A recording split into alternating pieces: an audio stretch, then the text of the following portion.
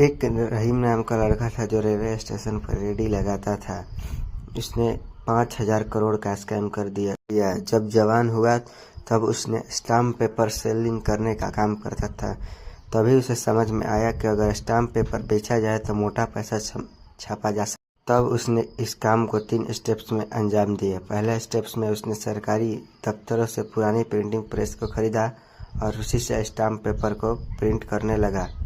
उसने बड़ी ही चालाकी से प्रिंटिंग प्रेस से स्टाम्प पेपर को जाने वाली गाड़ी जो इंडिया में स्टाम्प पेपर ले जा रही थी उसको डाइवर्ट कर दिया ताकि इंडिया में स्टाम्प पेपर की शॉर्टेज हो जाए, ताकि वो अपना स्टाम्प पेपर फर्जी बेच सके। उसने 300 MBA ग्रेजुएट्स को नौकरी पर रखा जो वो जाते थे तो अदर ऑफिसर्स में जाते थे, नकली स्टाम्प पेपर सेल करते थे।